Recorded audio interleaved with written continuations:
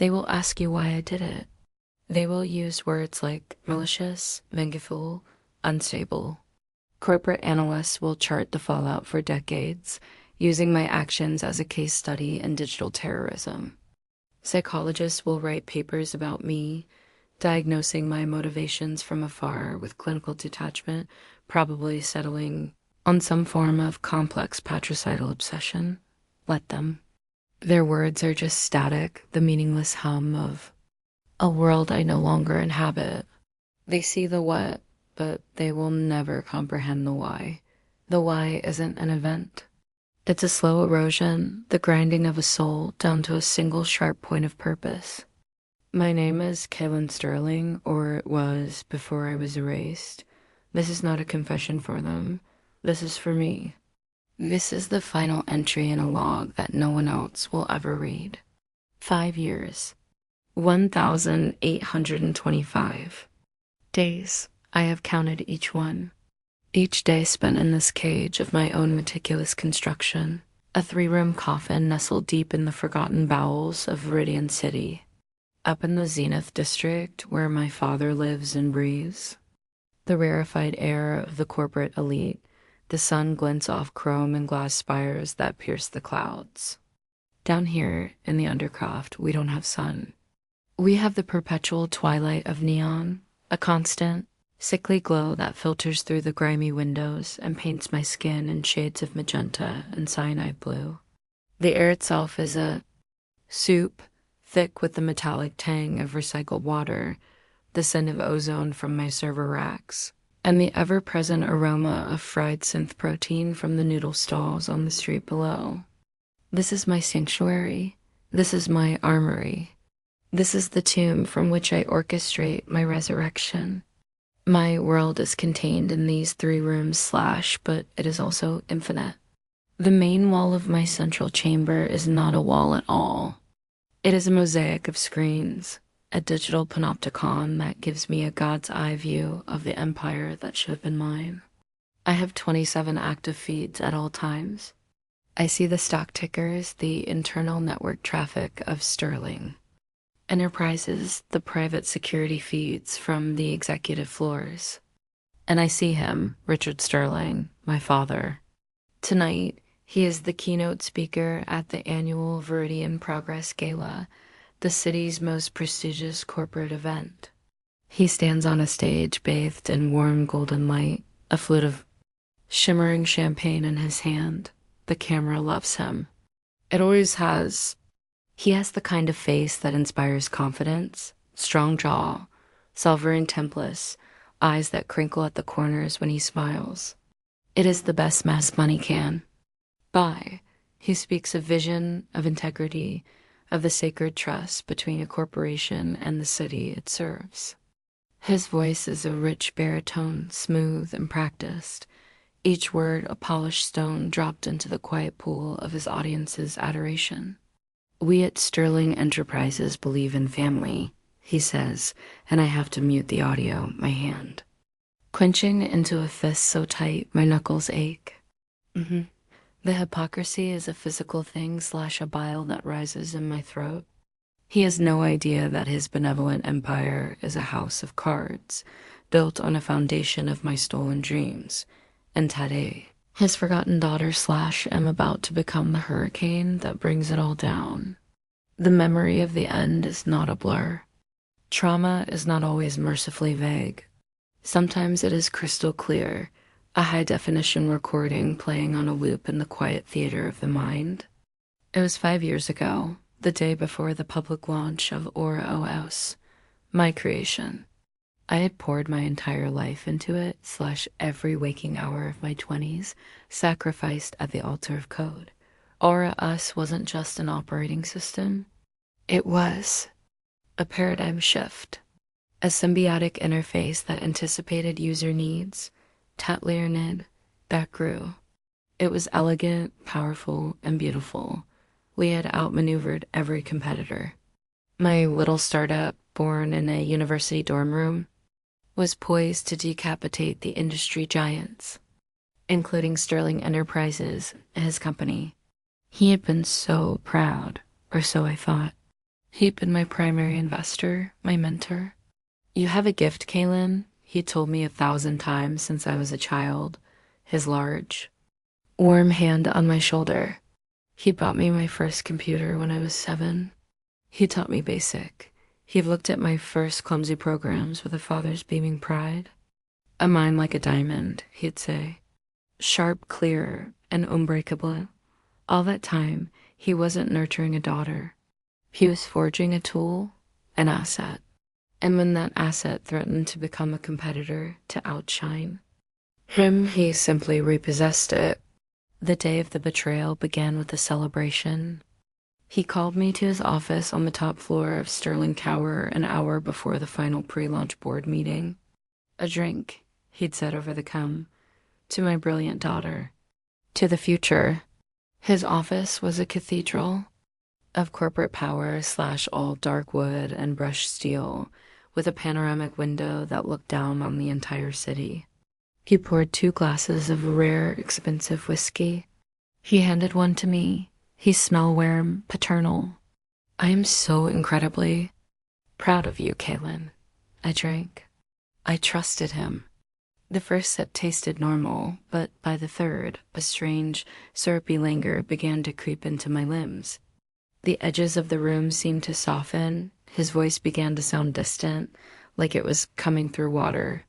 I remember putting a hand to my temple, trying to clear the sudden fog. I feel strange, I'd mumbled. Just the excitement, he'd said smoothly, his hand on my elbow, guiding me toward the door. The board is waiting.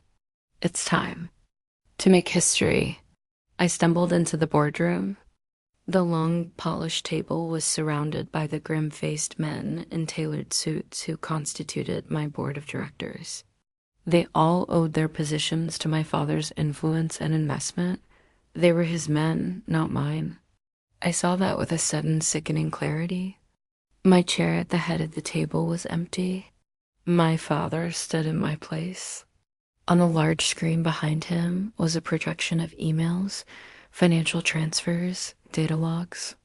My name was on them, all of them, but they were forgeries. Sophisticated ones, but forgeries nonetheless. They painted a picture of me as reckless, unstable, a corporate spy selling, or as core secrets to a shadowy consortium of competitors. As you can see, my father was saying, his voice resonating with sorrowful gravity, my daughter, my brilliant but troubled daughter, has been acting erratically. I fear the pressure has become too much for her. He gestured to me as I swayed in the doorway / the drugs, making the world tilt on its axis. I was the perfect exhibit. For his case, the unstable, intoxicated child CEO who was a danger to her own creation. I tried to speak, to deny it, but my tongue was a leaden weight in my mouth. The words came out as a slurred, incoherent mess. The board members looked at me with a mixture of pity and contempt. They didn't see a woman being framed. They saw liability. And then my father delivered the killing blow. He wasn't going to have me prosecuted, he announced. He wasn't going to drag the family name through the mud. No, he was going to save me. He was invoking a little-known clause in the primary loan agreement he had so generously co-signed for my startup. A familial responsibility clause. In the event of gross mismanagement or conduct that threatened the company's existence, full operational control would revert to the primary guarantor, to him. He was absorbing Aura, its tech, its staff, its future. All of it would be folded into Sterling Enterprises to protect the investment and to give me time to heal. He walked over to me, the concerned father playing his part to perfection. The room was silent except for the hum of the air conditioning. I looked into his eyes, searching for the man who had taught me to code, the man who had called me his diamond, but he was gone. In his place was a stranger, a conqueror. Why? I managed to whisper, the single word a shard of glass in my throat. He leaned in close, his expensive cologne filling my senses / a scent that I now associate with suffocation. His whisper was for me alone, / a final twist of the knife. A daughter's duty is to her family, Kaylin, he breathed, his voice devoid of all warmth. Your duty is to me. I don't remember leaving the boardroom. The next thing I recall with clarity is waking up in my own apartment, my head pounding, a letter of resignation on my coffee table with my forged signature on it. The news was already breaking. Czech prodigy Kaylin Sterling steps down amid health concerns. Sterling Enterprises acquires Aura in bold strategic move. He hadn't just stolen my company. He had stolen my name, my reputation, my very identity. He had painted me as a tragic burnout, a cautionary tale. That was the day Kaylin Sterling died. And in her place, something else was born. Something cold, petty, and utterly single-minded. I used the chaos of the transition in a small, hidden emergency fund I had built for just such a world-ending catastrophe to vanish. A staged boating accident on the Viridian River, a rented vessel, a storm, a life vest found miles downstream. They searched for my body for a week before declaring me lost. I watched my own memorial service on a grainy motel television, my face hidden in the shadows of a cheap hoodie. I watched my father weep for the cameras, his face a perfect mask of paternal grief. My own grief was a dead thing in my chest. It was then that the rage began to crystallize, hardening into the diamond he always said I was. A diamond that could cut through anything, even him.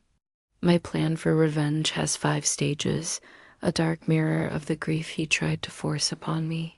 Stage 1 was denial, my disappearance, my faked death, denying him the satisfaction of having me locked away in a sanatorium. Stage 2 was anger, the slow, methodical accumulation of my arsenal, the building of this digital fortress from which I would wage my war. That stage took the longest. 4 years of scavenging parts from the black market, of siphoning, power and bandwidth, of tunneling through the deepest, most forgotten layers of the city's network infrastructure. But my greatest weapon was one he had unwittingly given me.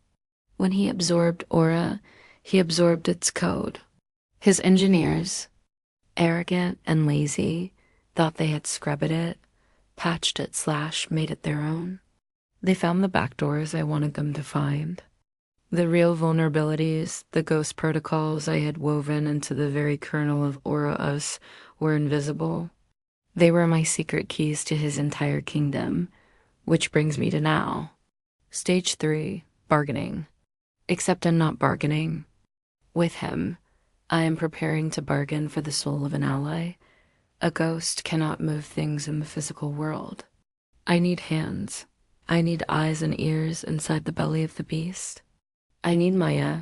I've been watching her for 18 months. Maya Lin was a junior data archivist at my company. A quiet, fiercely intelligent young woman who always seemed to be observing everything from the periphery. She was one of the few low-level employees kept on after the takeover, a testament to her quiet competence. They relegated her to the sub-basement levels of Sterling Tower to the digital archives. Her job, in a stroke of cosmic irony, is to catalog and manage the remnants of my old company's data. She lives and breathes my ghost every single day.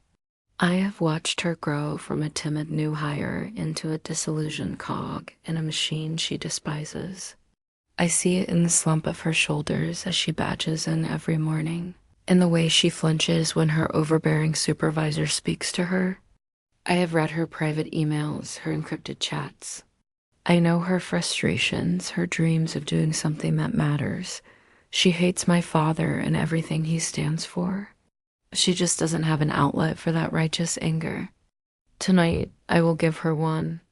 My fingers, long and pale, dance across the surface of my keyboard. The clatter of the keys is a familiar, comforting sound, the percussion of my quiet war.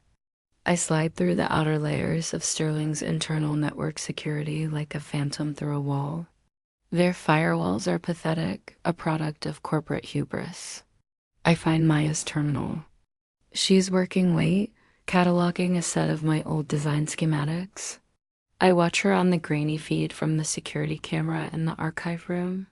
A single anonymous message window blossoms into existence in the center of her screen.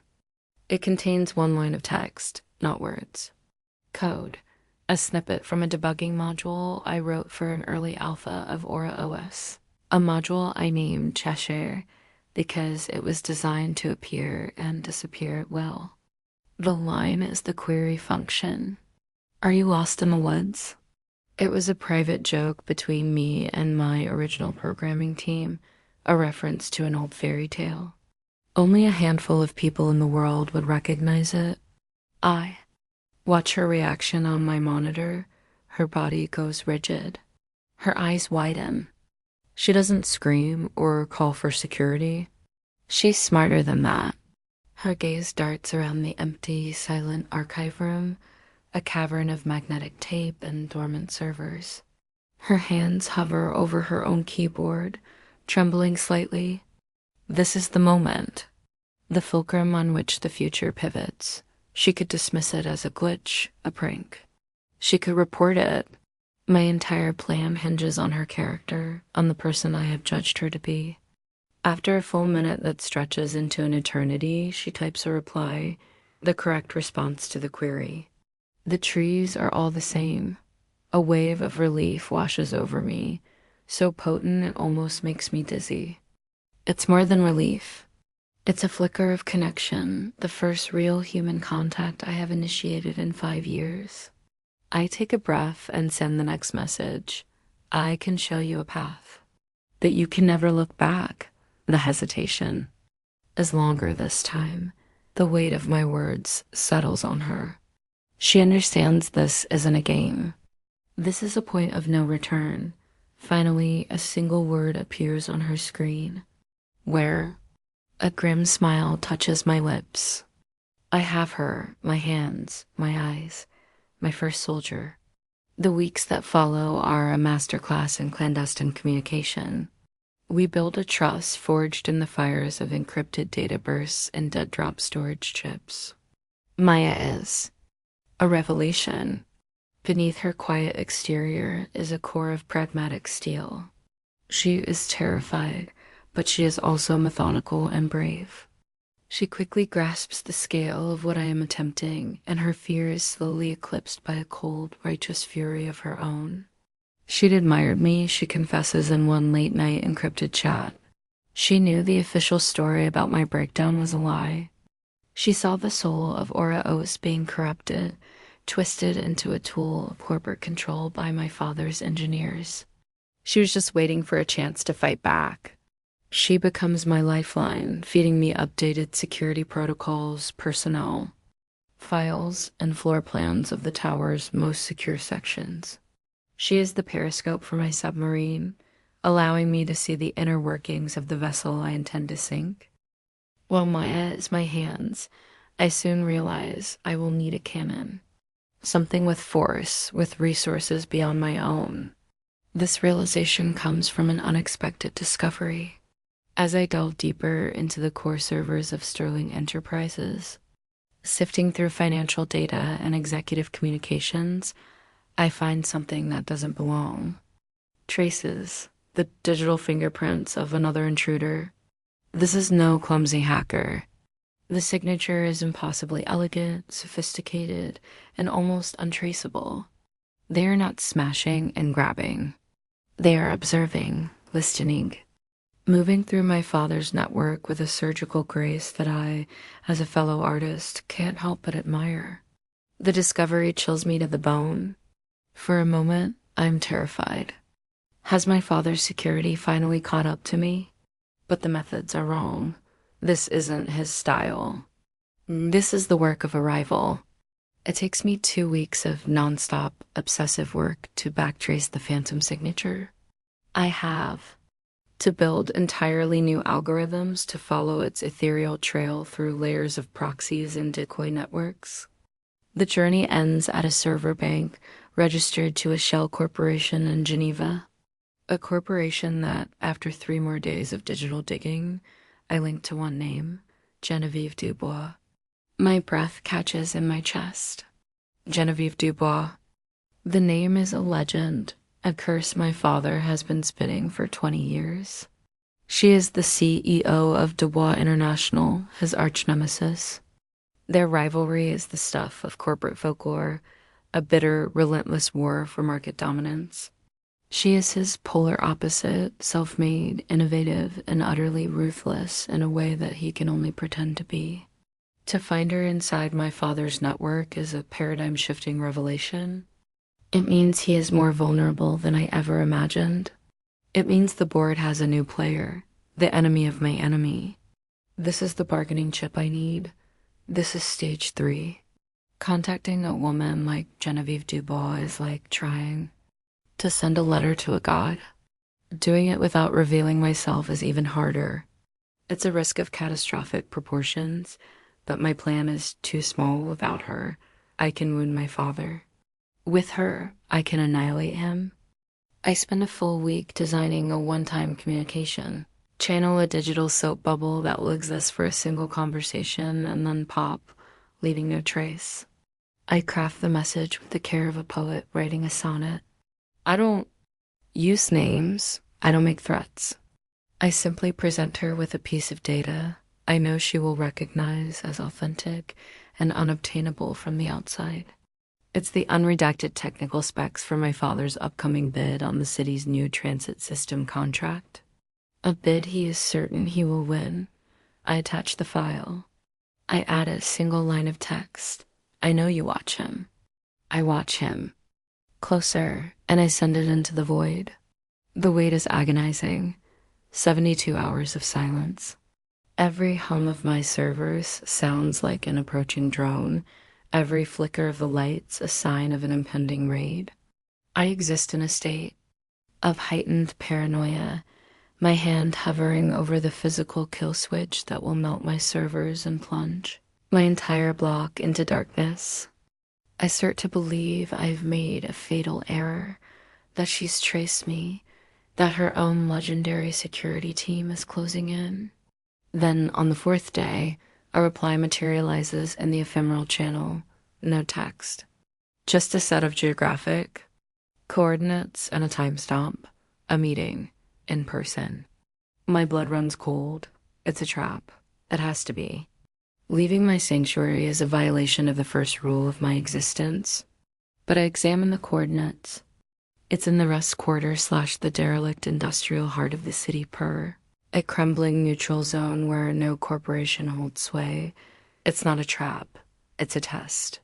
A test of my courage. Genevieve Dubois doesn't deal with cowards. A cold resolve settles over me. I will not fail this test. I send back a single character, an affirmative checkmark. The channel dissolves. The appointment is set. Leaving the cage is a sensory assault. After 5 years of recycled air and artificial light, the world outside is overwhelming.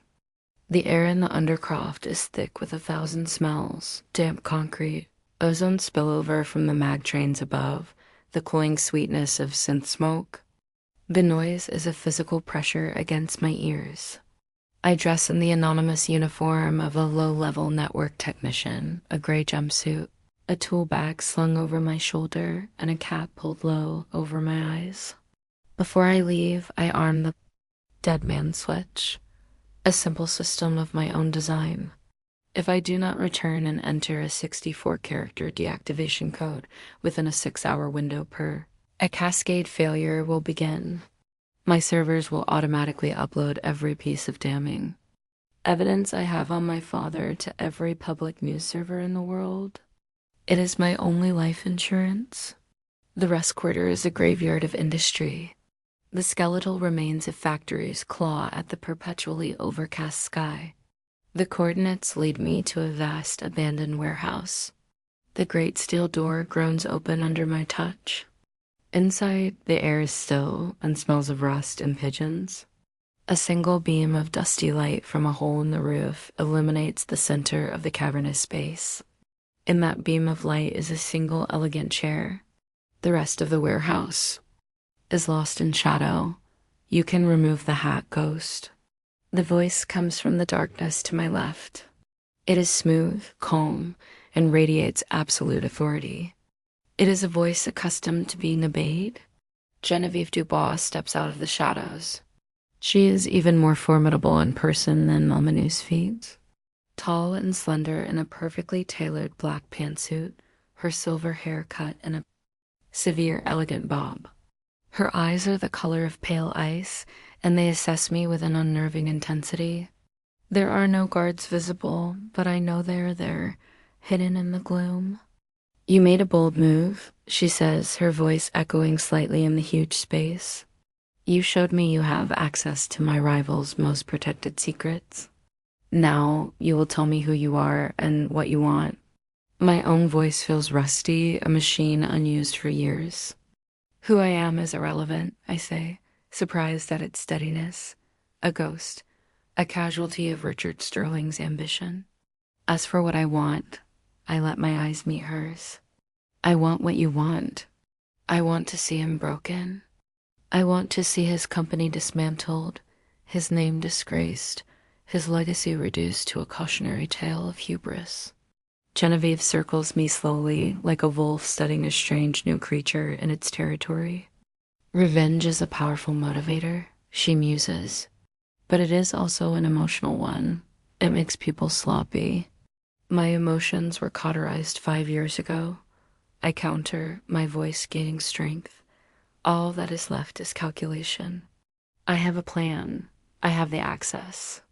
I have the will. What I lack are resources on a global scale. You have those. I can provide you with the surgical tools to cripple him from the inside. His financial crimes, his illegal operations, the structural weaknesses in his company. I can give you the ammunition. I need you to provide the cannon. She stops directly in front of me, her icy gaze seeming to penetrate my very skull. I feel she is looking for traces of my father in my face, for the Sterling lineage. I hold my breath, but her expression remains unreadable. You are proposing an alliance, she states. Alliances are built on leverage. Right now, you have given me a taste. But to earn my resources, I need to know what you are truly capable of. And I need to know that you are loyal only to this cause. My loyalty is to the destruction of Richard Sterling, I say with absolute conviction. I am the architect of the system he built his modern empire on. I know every vulnerability, every secret protocol, because I put them there. With your backing, I can trigger a cascade failure that will erase Sterling Enterprises from the stock market in a single afternoon. A slow smile spreads across Genevieve's lips. It is a chilling, beautiful sight. The smile of a predator that has just been handed the keys to the zoo.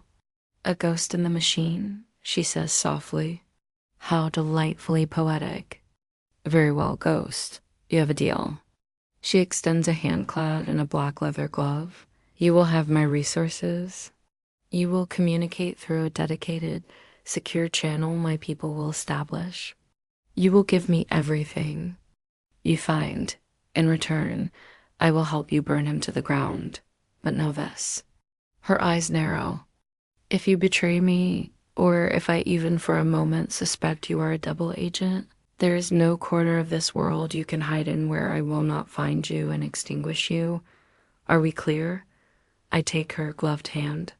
It is cool and firm. Crystal, I say. A contract is sealed. A deal with the devil to kill a monster? I don't care. The war has just begun. The alliance with Genevieve Dubois shifts my world from monochrome to bloody color.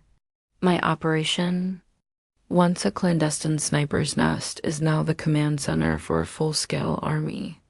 Genevieve is true to her word. I am given access to her vast network of assets, financial analysts who can move markets, legal teams that can tie up corporations in litigation for years, and operatives on the ground who can accomplish tasks. Maya never could. Phase 4 of my plan, escalation, begins immediately. It is swift, silent, and brutal. We start with his empire's foundations, the supply chain. Sterling Enterprises relies on a complex web of global suppliers for the rare earth metals and components that are the lifeblood of their hardware divisions. With the data I extract from my father's procurement servers, Genevieve's, teams go to work. It's a masterful campaign of silent strangulation. Her shell corporations initiate hostile takeovers of two key mining operations in conflict regions. Her agents foment labor disputes at his primary shipping hubs, causing crippling delays. Her legal teams in different countries challenge his import licenses with a blizzard of regulatory filings. Within a month, Sterling Enterprises is facing a critical component shortage. Production lines grind to a halt. Major contracts are threatened. The stock price, for the first time in a decade, begins a steady, noticeable decline. I watch my father through his office camera. He is a caged beast, pacing his opulent office, roaring at his terrified executives. He knows he is under attack, but he cannot see the attacker. He suspects every rival, but he directs most of his fury at Genevieve, though he has no proof. He is fighting a multi-front war against a phantom army / bleeding resources and credibility with every passing day. It is deeply, grimly satisfying. While he is consumed by the fires on his periphery, I prepare the attack on his heart. His heart is the Viridian Eye, a citywide surveillance and security network. It is his magnum opus, a multi-billion-dollar contract that made him the de facto technological ruler of the city. The entire network runs on the Sterling-branded version of Aura OS. He sells it as the ultimate shield for the city. I will turn it into the ultimate sword against him. To do this, I need to escalate Maya's involvement. I need her to do something more dangerous than steal data. I need her to plant a piece of hardware. The device is my masterpiece of miniature engineering. No bigger than a credit should slash it as a physical key that will bypass all software. Security and give me absolute root control over the entire Viridian Eye network. The target for this implant is the central network hub, located in a shielded, biometrically sealed server room on the 80th floor of Sterling Tower. Maya in there is the most dangerous operation we have ever attempted. We spend a month planning. I map every security camera, every guard patrol route, every system diagnostic schedule. I teach Maya how to spoof the biometric scanner using a gelatin print lifted from a cup of coffee used by a senior technician. The risk is immense. If she is caught, she will be imprisoned or worse, and the trail could lead back to me. The night of the operation is the longest of my 5-year exile. I am a bundle of frayed nerves and cold focus, my screen split into a dozen camera feeds, my fingers poised to trigger diversions. I watch Maya, disguised as a late-night network tech purr, her face pale but resolute under the fluorescent lights of the tower's corridors. She moves with a quiet confidence that makes me proud. She bypasses the first checkpoint with a cloned keycard. She presses the gelatin fingerprint against the biometric scanner. The light flashes green. The heavy door clicks open. My heart is a hammer against my ribs. She slips inside. She has 90 seconds. I watch her gloved hands move with practice speed / opening the server rack / locating the primary hub. She carefully attaches my device to a diagnostic port where it looks like just another component. She closes the rack. She turns to leave, and the door slides open. A security guard stands there / his expression a mixture of boredom and suspicion. My blood turns to ice. A random patrol, not on any schedule. Impossible, damnable luck. You're not on the tech roster for this sector, the guard says / his voice flat, his hand resting near his sidearm. Maya doesn't flinch. I watch her, holding my breath. She looks up at the guard with an expression of pure, unadulterated annoyance. Tell that to Director Chun, she snaps, her voice sharp with a frustration I know is only partly feigned. He's in a panic about the quarterly stress test tomorrow morning. Wants a full manual diagnostic on the primary hub before 0600. I'm the lucky one who got my evening rune to come in and do it. She brandishes a data pad. I have preloaded it with a flawless forged work order / complete with Chun's encrypted signature. The guard's suspicion wavers. The story is utterly plausible in the high-stress, paranoia-fueled environment of Sterling Enterprises. Last-minute, impossible demands from executives were a daily reality. He grunts, whatever. Just make it fast. He turns and continues his patrol down the corridor. Maya waits exactly 10 seconds. Then she calmly exits the room, walks to the elevator, and vanishes from my sight. I let out a shaking breath, my entire body trembling with the adrenaline of our shared risk. The device is in. The stage is set. Phase 5 ruin is now possible. I send a single coded message to Genevieve. The stage is set. Her reply is instantaneous. The board is in turmoil over the supply chain crisis. They've called an emergency meeting for tomorrow at 1400 hours to demand answers. From Richard, he is wounded and cornered. If you have a killing blow, Ghost, now's the time to deliver it. This is it. The perfect storm I've been waiting for. My final move is not just an attack. It is a public execution. A symphony of destruction played out on a citywide scale. The plan is simple in its audacity, complex in its timing. At precisely 14:05 hours, 5 minutes into the emergency board meeting, Genevieve's traders will initiate a massive, algorithm-driven sell-off of sterling stock. A digital blitzkrieg designed to trigger a market panic. At precisely 14:10 hours, as my father is trying to process the financial collapse I will activate the device Maya planted. I will seize control of the Viridian Eye, every public screen in the city, the towering billboards in Zenith Plaza, the transit displays in the subways, the small kiosks in every lobby will become my canvas. And then at 14:11 hours, I will begin the broadcast. I will show them everything. The unredacted financial records Eliza Vance tried to hide, the offshore accounts, the evidence of industrial espionage against his competitors, the schematics for illegal weaponized software he was selling to rogue states. And for the grand finale, I will broadcast the security footage from the boardroom on the day he stole my life. I will let the entire city hear his whisper. A daughter's duty is to her family. The day of the reckoning arrives. On a sheet of gray, drizzling rain, the city is weeping, or perhaps it is being washed clean.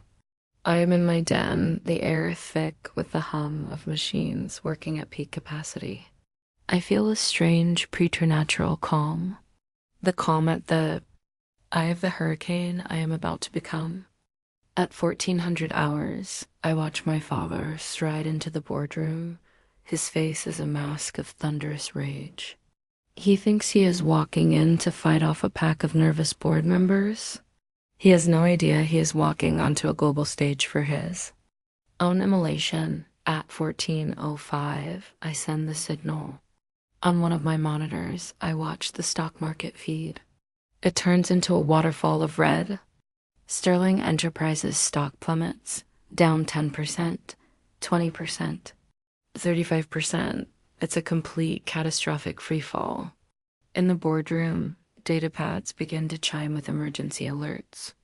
I watch my father's face shift from anger to confusion, then to dawning horror. He cannot comprehend the scale of the collapse. At 14:10, my fingers fly across the keyboard. I send the activation command to my hidden device. A map of the city's network fills my central screen. Thousands of nodes slash the eyes of the Viridian Eye, switch from the green of Sterling control to the crimson of Kalen control, my control. All across the city, The screens flicker and go dark. For a single, silent moment, Viridian City holds its breath. Then they all light up at once. Not with ads, but with the cold, hard numbers of a Swiss bank account. Richard Sterling's private, illegal slush fund. The show begins. I am the conductor of a symphony of data. On my screens, I watch the world react. News feeds explode. Social media streams become a torrent of speculation and shock. I see camera feeds from the streets, crowds of people standing in the rain, their faces upturned, mesmerized by the giant screens that are broadcasting the death and empire. In the boardroom, the main presentation wall is mirroring the citywide broadcast. The board members are on their feet, shouting, pointing, their faces masks of disbelief and terror. My father stands frozen, his face the color of ash. He watches as his life's work, his entire criminal enterprise, is laid bare for the world to see. Document after document, crime after crime. Then the finale, my personal touch. The screens all dissolve to the grainy security footage of that day. There is his younger face, confident, commanding. There's my face purr. Lost, drooged, confused. The audio is crystal clear. I have amplified his whisper, turning it into a roar that echoes across the city. A daughter's duty is to her family. Your duty is to me. The sentence plays, and then it loops. Again and again. A digital heartbeat of his betrayal. In the boardroom, the chaos has subsided into a stunned silence. All eyes are on Richard. He stumbles back from the table, his hand clutching at his chest. His eyes find the security camera in the corner of the office, the one he had installed for his own protection, the one that I now control. He stares directly into it, into my eyes.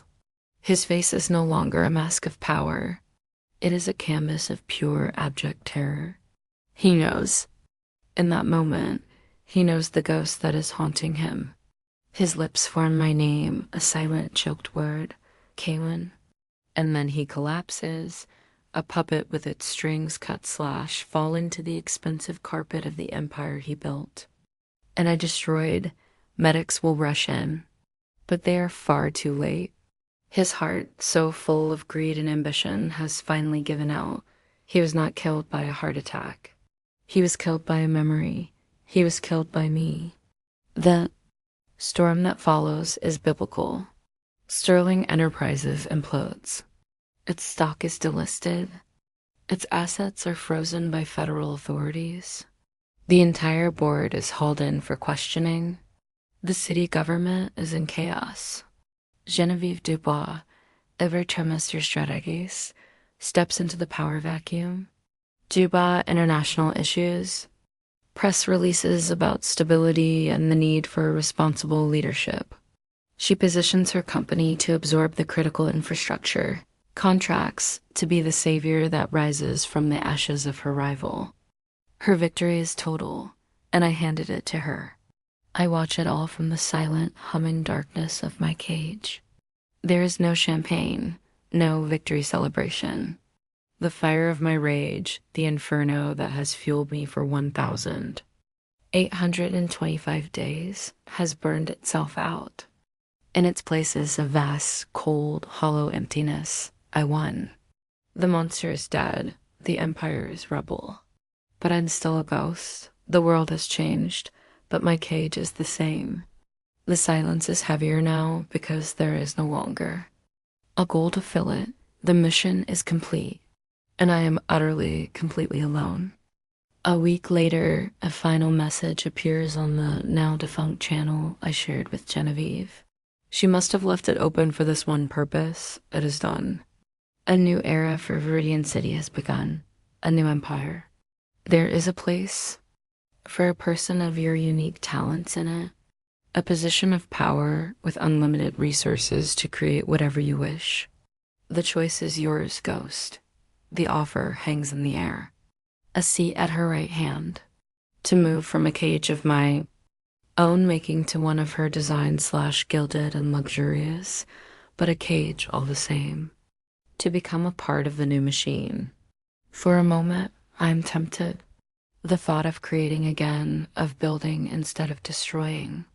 But I look at my reflection in a dark monitor, the pale, haunted face, the eyes that have seen too much and felt too little. This is not the face of a creator anymore. It is the face of an instrument of vengeance. An instrument that has served its purpose and should now be silent. I type my reply, a single word. No. I sever the connection for the final time.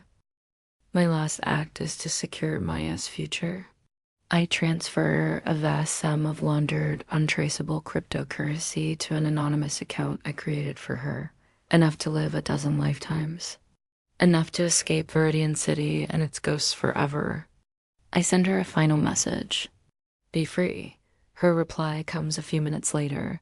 Thank you, Kaylin. I hope you can be too. The use of my real name is a strange, sad echo from a life that no longer exists. I delete our communication channel. My last tie to the world is cut, and so I remain.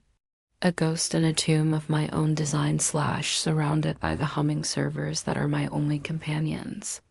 They will hunt for the phantom who toppled an empire, but they will never find me. I am a rumor.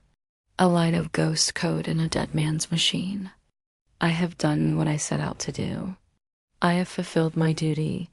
A daughter's duty is to her family. My father taught me that, and I have brought the House of Sterling to its final bloody and absolute end. There is nothing left. Now, nothing but the silence, and the rain falling endlessly against the grimy windows of my cage. Of course, here is a continuation of the story, picking up from the final moments of Callan's reign didn't stop. For weeks, it was my only companion, a constant shushing against the glass, washing the neon streaks down the panes like watercolor tears. The silence in my den was no longer the focused silence of a predator in a blind. It was the suffocating silence of a vacuum. My victory was total, and it was hollow. I had stared into the abyss of my father's legacy and thrown it, and after him, but the abyss remained, and now I was alone with it. My days became a formless gray drift. I slept. I ate when the gnawing in my stomach became too loud to ignore. I watched the world move on through my screens, a ghost, observing a life it could no longer touch. Genevieve Dubois was on the news every day, a portrait of serene control, the city's new savior. Her acquisition of Sterling's key assets was framed as a heroic act of stabilization. She was everything my father had pretended to be. Beloved, respected, and utterly in control. I felt nothing watching her, not pride, not resentment. Just a vast, tired emptiness. The war was over, and I had forgotten how to live in peace. The first disturbance was small. So small, anyone else would have missed it. A flicker in the data streams. I had my old monitoring algorithms still running. More out of habit than purpose, spiders spinning webs in a house no one lived in. One of them flagged an anomaly. A news report from a small regional server in the outer territories about a localized data haven fire. A tragic accident, the report said, a coolant leak. A few terabytes of encrypted, non-essential data lost. Nobody hurt. A nothing story. But the location of the data haven? I knew it. It was the first node in the network of ghost identities I had built for Maya. The place where her old life was digitally buried and her new one was born. An accident? There are no accidents in my world. Only actions and consequences. A cold dread, an emotion I thought had been burned out of me, began to prickle at the back of my neck. I spent the next 48 hours diving into the incident. I peeled back the layers of the official report, hacking the local fire department, the utility company, the server farm's parent corporation. It wasn't a coolant leak. The logs showed a targeted energy surge, precise and overwhelming, directed at a single server rack. The one holding Maya's files and the energy signature. It was clean, brutally efficient, and terrifyingly familiar. It had the same algorithmic elegance as the digital ghost I had once tracked through my father's servers. It was Genevieve's signature. The truth hit me like a physical blow. Genevieve wasn't just the new queen. She was a cleaner. She was sweeping the board of all the pieces from the last game. Me, the ghost, and Maya, the hands. She had offered me a place at her side, an attempt to leash her weapon. When I refused, she had decided to dismantle it instead. But she wouldn't come for me first. I was the difficult target. She would start with a loose end. She would start with Maya. My hands flew across the keyboard, a frantic energy reigniting my dormant senses. I had to warn her, but how? Every direct communication method was a risk, a beacon that could lead Genevieve's hunters straight to her. We had planned for this, Maya and I, a contingency for the darkest of timelines. A canary in a coal mine. I accessed the public feed of the Viridian City Stock Exchange, an endless river of data flowing to the entire world. I found a specific low-volume commodities ticker, and there I made a trade. A nonsensical, tiny purchase of a rare earth metal, executed at a precise, prearranged time. The transaction itself was meaningless, but the transaction ID number, when decoded with a key only Maya and I knew, would spell out a message. They know. Burn everything. Go. For a day, there was nothing. The silence returned, but now it was filled with a screaming tension.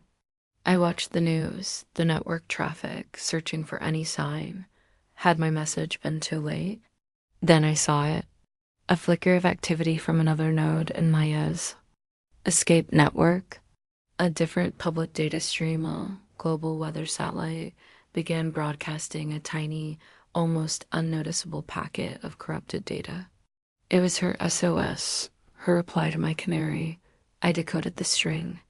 The message was 5 words. Too late, they're here. Help, the world, which had been gray and distant, snapped into sharp, terrifying focus. This was no longer about the past. This was not about revenge. This was about life. The one person who had trusted me, who had walked into the fire for me. Genevieve was not just erasing a witness. She was trying to take the only thing of value I had left from my war. A connection, a sliver of loyalty in a world of betrayal. The hollow man I had become felt a sudden, sharp, protective rage that dwarfed anything I had ever felt for my father. He had taken my past. Genevieve would not take my future. My choice was instantaneous. There was no debate.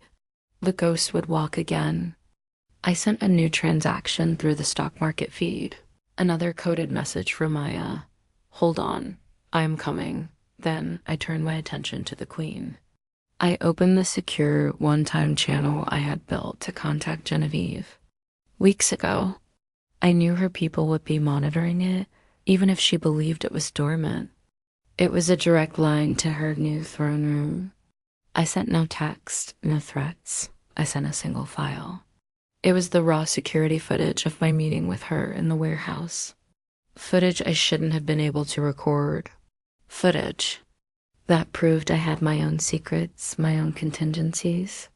It was a whisper from the grave she thought she was digging. It was a promise. I attached a single looping audio clip to the file, the sound of a chess clock ticking. Your move. I stood up from my chair, my body crackling with a purpose I thought I had lost forever. I looked at the mosaic of screens, no longer a passive observer. I was a player again. The game was no longer about revenge. It was about salvation. My war was not over. A new one had just begun. And this time, I wasn't fighting a monster of the past. I was fighting the one I helped create. The rain continued to fall, but it was no longer a lament. It was the sound of the world being washed clean, preparing the board for a new, far more dangerous game. The ticking of the audio file I sent to Genevieve echoed in the sudden, sharp silence of my den. It was a declaration of war. The hollow feeling in my chest was gone, replaced by a core of white-hot, diamond-hard resolve. My purpose, which had evaporated with my father's final breath, had just been given back to me. Save Maya. It was a simple, clean imperative. A line of code that would now govern all my actions. My first priority was to turn a vague SOS into a physical location. Maya's message had been a cry from the dark, but the dark was vast. Genevieve's hunters were with her, which meant they had a digital footprint. No matter how skilled, every predator leaves a track. I began to hunt the hunters. I ignored the public networks / the commercial data streams. A woman like Genevieve wouldn't use anything so vulgar. She would use the dark fibers, the forgotten military-grade networks that honeycombed the city's foundations, networks I knew intimately. My fingers became a blur, my mind a processor, sifting through petabytes of raw data. I was looking for a shadow, the negative space, not for what was there, but for what was suddenly missing. I found it after 3 hours of relentless searching, a pattern, in a mid-tier residential spire in the Meridian district, a place of anonymous corporate apartments. A 5-block radius of public surveillance had gone dark. Not a blackout, which would be clumsy, but a looping feed. To any casual observer, the cameras showed a peaceful, rainy street, but the loop was too perfect. A bird that flew past the corner of one frame never reappeared. The pattern of raindrops on a car windshield never changed. It was a digital cage thrown up around a specific area to blind the outside world. A containment field, and at its center was the Elysian Tower. Maya was in there, pinned down, cornered. As I focused my digital gaze on the tower, preparing to peel back its security layer by layer, a piercing alarm screamed through my own network. A high-priority intrusion alert. It wasn't a frontal assault. It was a whisper. A probe so subtle and sophisticated it had passed my first 3 layers of defense without a sound. It was Genevieve's reply to my ticking clock. She was hunting me. While her hunters cornered Maya, her digital phantoms were now searching for me. A vicious, exhilarating duel began. 2 ghosts in the machine, fighting a war in the space between seconds. Her probe was an algorithm of exquisite beauty. It leered, it adapted, it mimicked the natural flow of data to disguise its presence. It was searching for the source of my signal, the physical location of my den. I couldn't simply block it. That would be like trying to catch smoke. I had to misdirect it. I spun up a web of virtual proxies / a hall of mirrors in the global network. I routed her probe through servers in Kyoto, then bounced it to a research station in Antarctica, then rerouted it through a decommissioned satellite. I was no longer a stationary fortress. I was a phantom leading her on a chase through a digital labyrinth of my own design. She was good, terrifyingly good, but I was fighting on my home ground. The network was my blood and bone.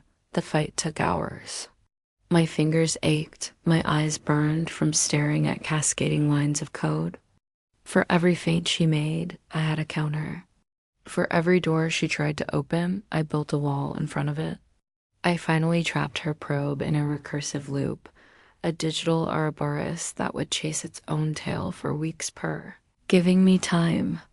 But the victory was sobering. This was just a probe. The next attack would be stronger, and she would keep coming. My sanctuary, my cage of 5 years, was no longer safe. She knew I was in Viridian City, and a city, no matter how large, is a finite space for a hunter with infinite resources. The realization was stark and unavoidable. I couldn't save Maya from here, and I couldn't stay here myself. The ghost had to leave the graveyard. My hands moved with a new, frantic purpose. I initiated a full system scrub protocol designed to erase my physical presence from this location. Data was wiped, re-encrypted, and transferred to a decentralized, floating cloud storage system I had designed, my digital soul detached from its physical home. I moved through the small apartment, a place I hadn't left in half a decade, and began to pack.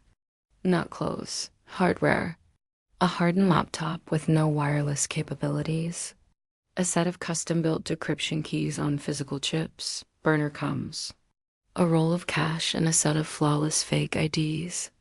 Everything I needed to become a ghost in the physical world. Everything fit into a single worn backpack. I stood at the door, my hand on the handle.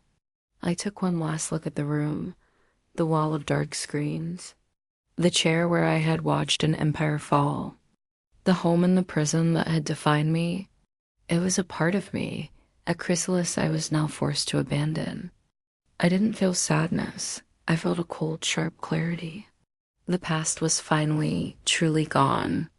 My father's ghost was exorcised, replaced by a living, breathing threat. I opened the door. The smell of the undercroft damp, ozone, and grime hit me. It was the smell of the real world. I pulled up my hood, slung the backpack over my shoulder, and stepped out, melting into the shadows and the endless, cleansing rain. My name was Kaylin Sterling, and I was going hunting.